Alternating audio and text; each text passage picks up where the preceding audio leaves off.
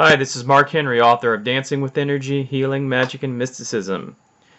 Here today to talk to you a little bit about the magician's journey. Now, the magician's journey is essentially different elements that you would find in the knowledge and wisdom and basically the spiritual journey of the magician, one who actually practices magic. So let's just go dig right in.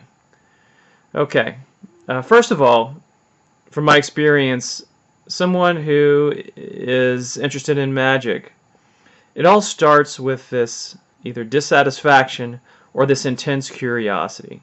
Dissatisfaction in that their world, their reality, their life circumstance isn't going the way that they always thought. They believed that they could do one thing, achieve another, and yet they didn't arrive at that. Or it could be curiosity. As a young boy, I was very curious about the universe. I studied astronomy and astrology and ESP and all these different types of things that are part of our world. I wanted to learn more. Even Plato said that philosophy begins in wonder. It begins with a curiosity to know. That's the first stage. Another stage is someone has a desire to change themselves or their environment. They may feel that there is something wrong with them, or that they need to become better in some way, a course of self-improvement, improve the weak parts of them. And also they may want to change their outward circumstances. Now, of course, you can't do one without the other because each affects the other. Even Hermetic principles say, as above, so below, but in this instance, as within, so without. In fact, by changing your internal filters, you can allow more of any one thing, goodness, for example, to better arrive and show up in your life. Also allow more of your desires, things that you want.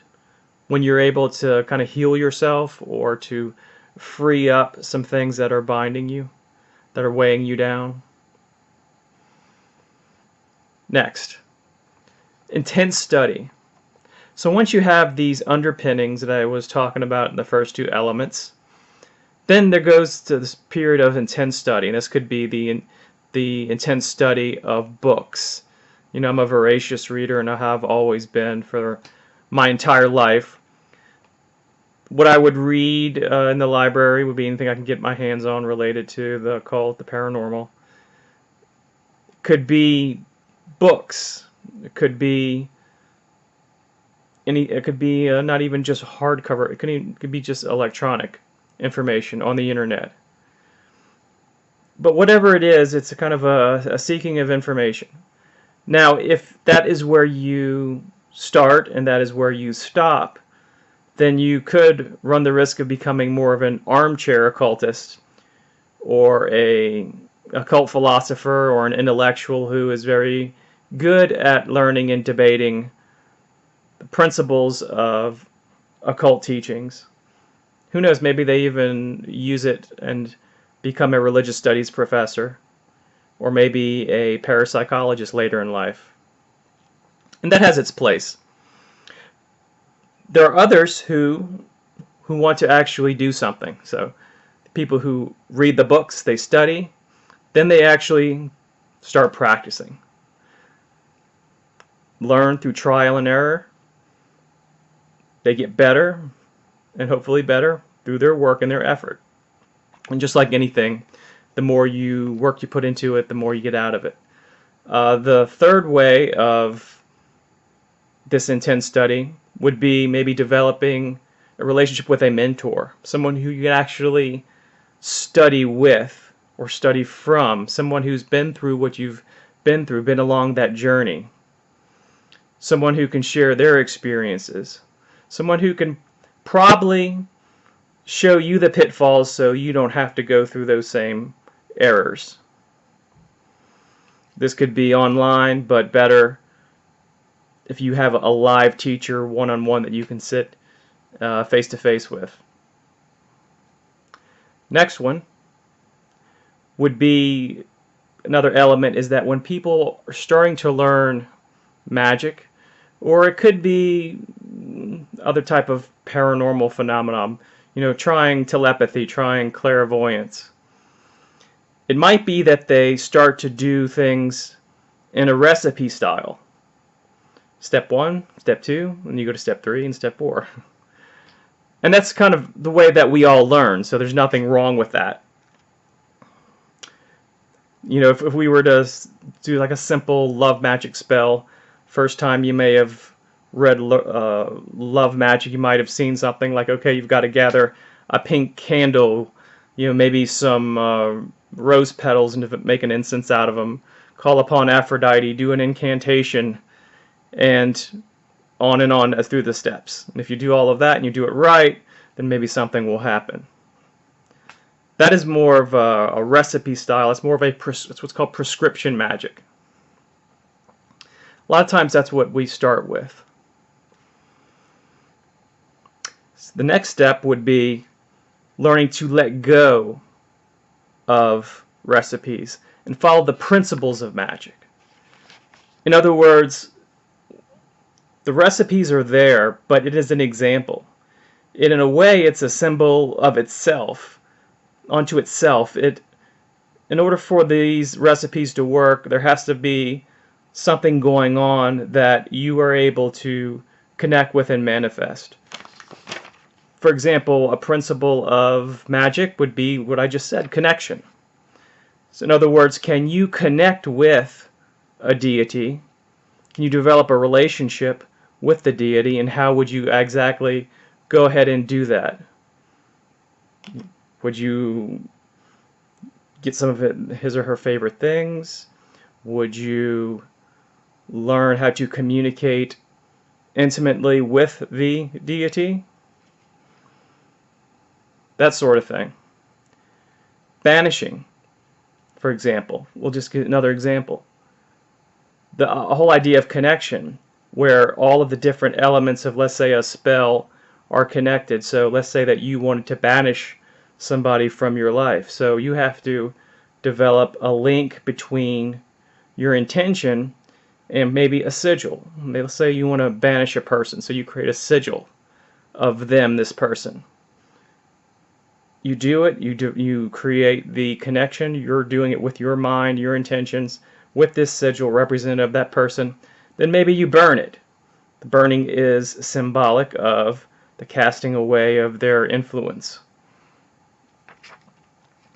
Next, create your own style of magic. And what I mean by that is, instead of just working upon the glyphs, the sigils, the seals of deities and spirits that other people have discovered, that now you come up with your own glyphs, your own seals. You do it in meditation, you channel it, you have it, you write it down, and you try to work with it. So that way you are individualizing, creating your own style. And maybe it's not even a style. Maybe it's just your own form of discovery. You're at another level now. You're not just using what other people have done. You're actually adding something to the world of magic. And who knows, maybe you take those things and you run with it, create a book, and you get followers on Facebook. Next. Yeah, this is very important. You become less reliant on tools. I mentioned the whole recipe thing before, with the different props, the candles, and things like that. And all of that has its place. I myself am a big fan of those things. I just like them because I like them. I don't always need them, but it adds a kind of mystique, a little bit of mystery, a little bit of fun for me. But as you develop as a magician, since those things don't have power in themselves, of course, if it's certain herbs or certain things that are naturally imbued with power, or if you're dealing some African-based magic, then that's a whole different story, however. But just the props themselves don't have the power. The magic is within you. It's you, again, connecting with these things, them representing certain elements, certain intentions with which you use them in order to create your desired result. Hopefully, as you move on, you will become much less reliant on those things, because they just help shift and direct your imagination through your will and intention. And as that happens, it's a very good sign that you are developing as a magician. Next thing is that you would find that the more magic that you do and the more adept that you get at it, the more you do, the less you have to do. Because over time, these things become so automatic and so customary that over time, you won't have to do as much in order to get what you need. It's almost like it becomes part of your personality.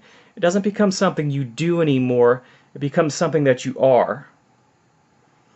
This magical personality, you may walk down the street and carry a presence within you, where the magic is just in there, and then with your mind you can just direct your intention. You'll be able to walk through the world with a very strong presence, where the world and its circumstances will not be able to touch you the way that it did before. Okay, well, these are my thoughts about magicians, magic, and their development. Okay, well, remember to subscribe and like. Thank you very much, and I will see you another time.